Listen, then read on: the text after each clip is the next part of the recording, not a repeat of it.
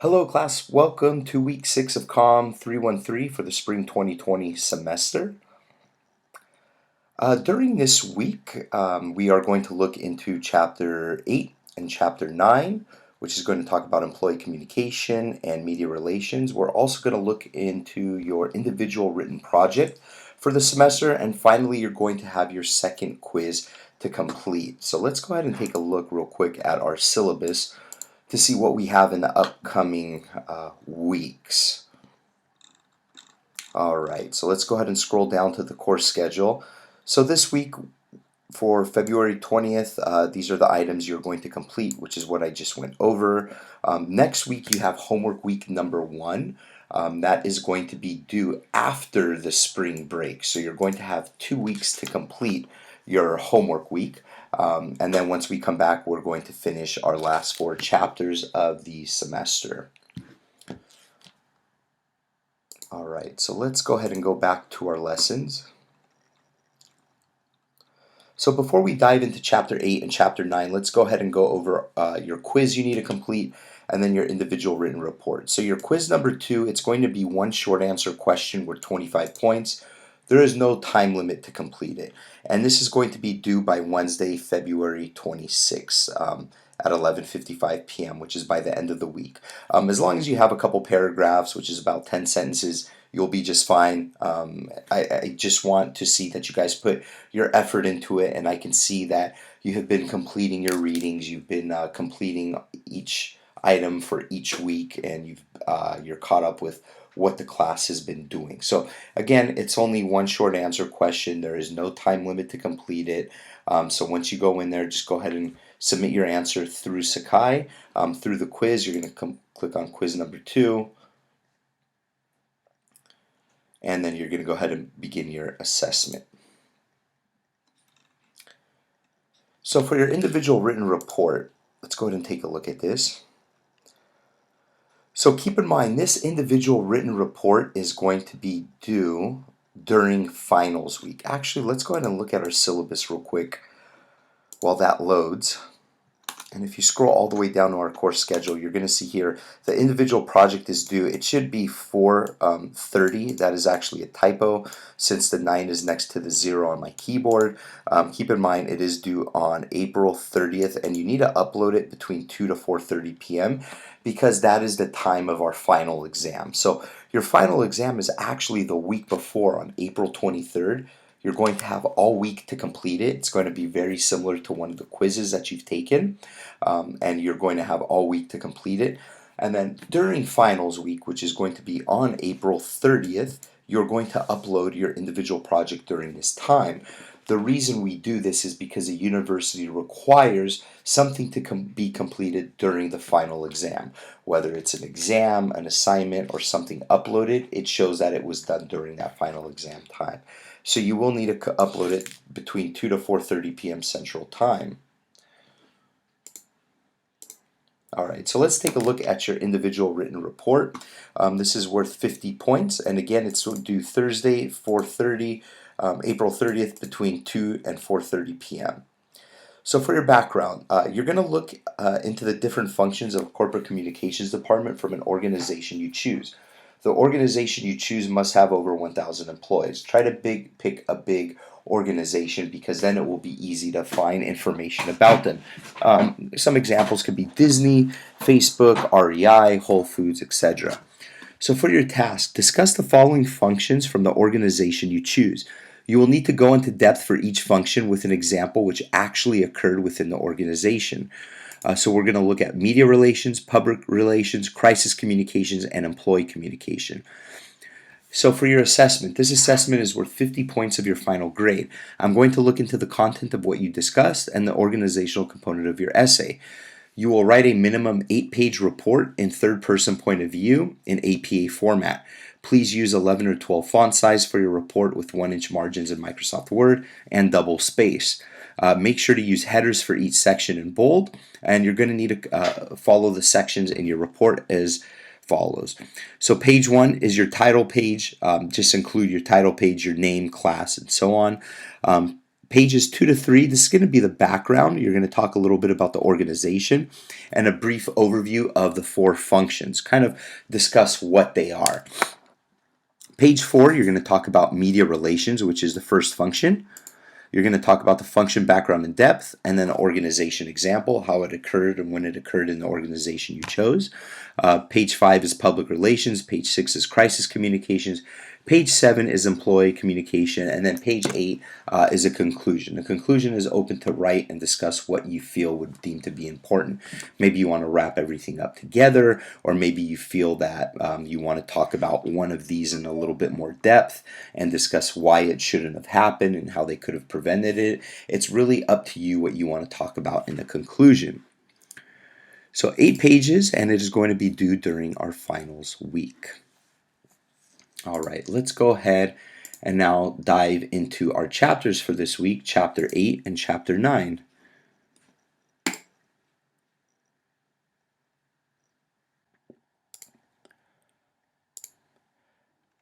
But it is good to have an understanding on how media relations work in today's day and age of digital technology. So for this chapter, you're going to have an understanding on how journalists and media organizations work together, their roles and values, and discussing the importance of news coverage. And we're also going to explore the use and effectiveness of specific media relation techniques, strategies around new media, Web 2.0, and digital communication platforms. So communicating with media is central to corporate communications. Working with the media is the typical understanding of corporate communications, whether it's print, broadcast, or online media. But when corporate communications is communicating and working with the media, this is what corporate communications is. So journalists, which you should have an understanding of what they are, they consult sources and write news stories, and copy editors edit the stories, amplifying effective media coverage. And media provides an important conduit to the public because it generates publicity and provides business coverage that influences stakeholders. So what's good with media relations is if you take, for an example, a a press release. This is where you can provide business coverage that can influence stakeholders, whether they're internal or external stakeholders. And of course, journalists do have limited control. They do not decide the final printed story, the first paragraph, which may change the depth. There are some factors that play a role with how the story is prepared and written. And keep in mind you have your different types of ideology and influence. So the New York Post, this is more of an editor's paper. The Washington Post is a reporter's paper, and so on and so on. So amplification, this is media coverage which can have an amplifying effect on a company's reputation when good or bad news is reported, and impacts reputation through highlighting issues or increasing already determined views about an organization. So if an organization is already in the news and they have some bad press that comes out, this is going to amplify it more into a negative light. And then, of course, you have agenda setting theory. This is how often the media reports on a public or political issue determines issue salience in minds of public. So depending on how often something is viewed, that can really set the agenda with how the stakeholder is going to view something. And you have 2 levels of agenda setting. You have salience of an organization and attributes or associations related to an organization, such as facts, neutral observation, and so on. So how are agendas formed? So news organizations' watchdog role means they have to systematically report on news across the economy and across all types of organizations. They cannot wholly perform this role because of a lack of information on smaller companies and the lack of visibility of these organizations. So it's really how the news reports it is how the agenda is going to be formed among the stakeholders and viewers. And agenda building, this is where organizations can have a major influence over media agenda, whether they make large contributions or have a big role or might own the company, whatever it may be, but organizations can have a major influence over media agenda. And here are your agenda differences.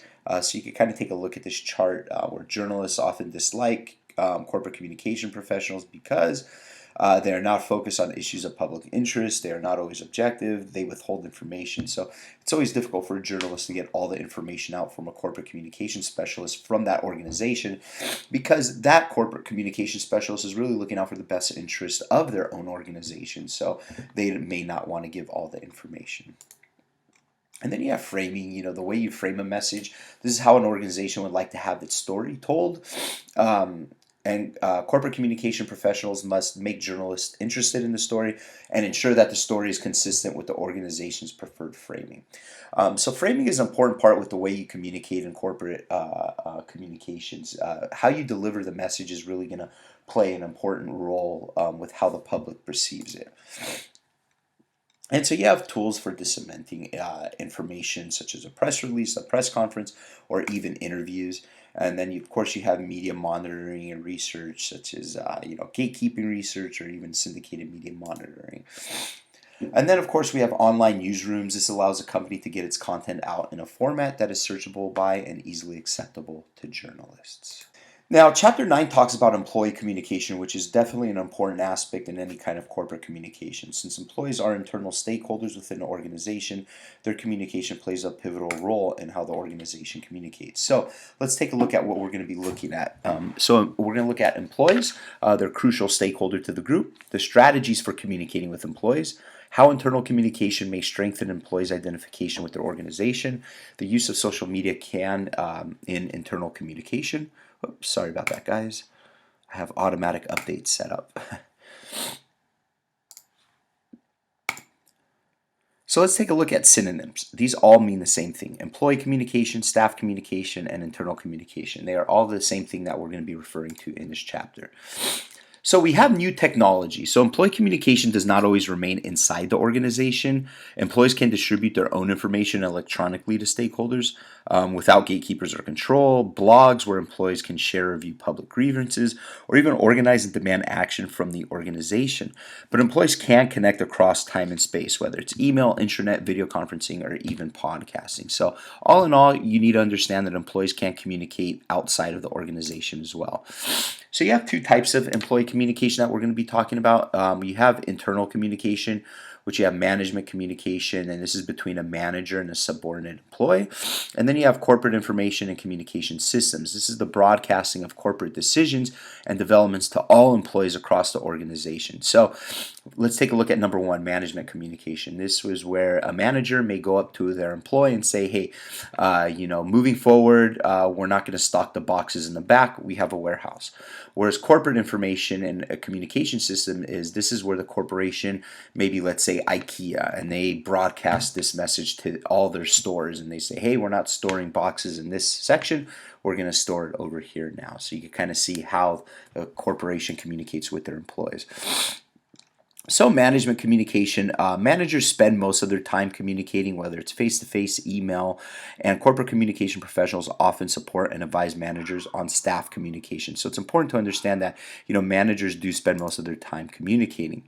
So we do have CICS, which stands for Corporate Information and Communication Systems. This is a broader focus than manager to employee dyad. This involves technologies and communication systems such as maybe there's broadcast corporate decisions and development to employees across the organization and so on. And this is where you can preserve of communication department, such as who are charged with releasing information to employees through the intranet, emails, and even town hall meetings. And you do have complementary nature of employee communication. This is downward and upward communication. So you have downward communication. Information flows from the top of the organization and down. It focuses on what's important, such as the mission, and what is valued, such as the policies. So let's take a look at the corporate calendar system in Siemens. If you're not familiar with Siemens, they're kind of like the Verizon of Europe. So you can kind of see here where they have a business conference where they talk about key concepts, structure of integration, and it talks about when they do it, how they do it, and it kind of lets the employees know when communication is going to be completed. And then, of course, you have upward communication. This is information from employees, which flows upwards towards managers within an organization, and information that can help profitability and performance. So you have the employees, coworkers, practices and policy, what needs to be done, how it can be done, the employees' ideas, and the responses to their work environments. So with internal communication and organizational identification, let's take a look at organizational identification. This is the perception of oneness with or belongingness to an organization, where the individual defines him or herself in terms of the organization of which he or she is a member. And this usually works greater when you have a good buy-in from the employee because they want to actually be a part of the organization. Not only are you going to say good things about the organization, but this is their identification that they have. And strong organizational identification leads employees to where they have more job satisfaction, they're more cooperative, and they even demonstrate helpful behavior. And then employees can feel proud to belong to an organization, and this is always good when you have employees who do feel proud. Again, going back to this previous slide, these are the benefits that you get. And when an employee's personal values correspond with the organizational identity, they're more likely to identify with it as well. And of course, balance fosters strong level employee identification, whether it's with downward communication or upward communication. It's important to have a good balance. You don't want too much downward communication because this kind of tells your employees that, hey, you have to listen to everything we have to do. You have to do this, and no exceptions.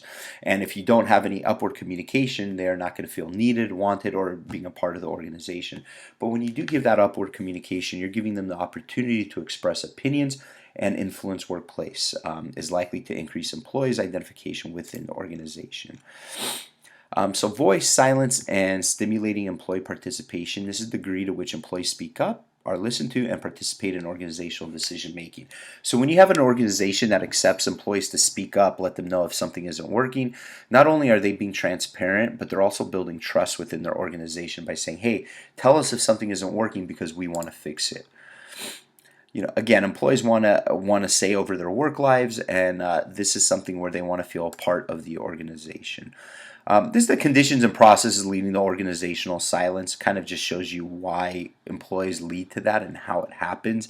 You don't really need to know this inside and out, but just kind of read over it, have a good understanding of it. So communication climate. Climates can be open or closed. When it's open, information flows freely between individuals and employees feel free to express opinions. And if it's closed, information is blocked, organizational silence, and employees feel speaking out is a little used. I've worked at an organization where we've had open climate and closed climate as well. And I'll tell you right now, when you have open communication climate, the employees not only work harder and more efficient, but they also feel a part of the organization where they feel that they could speak their mind if something isn't working. And if it's closed, they're going to be more scared. They're not going to want to open up. So you have digital platforms and networking tools which enables interactive digital dialogue between actual employees, whether it's blogs, online boards, databases, or even files and video sharing. And so you have different types of networks such as production, maintenance, and community of practice. Production networks is where work tasks, innovation networks, maintenance networks kind of develop social relations at work, and community of practice are shared professional interests or project focus. All right, guys, so that is it for this week. Please make sure to complete all your items here. Watch our video lecture, read chapters 8 and 9.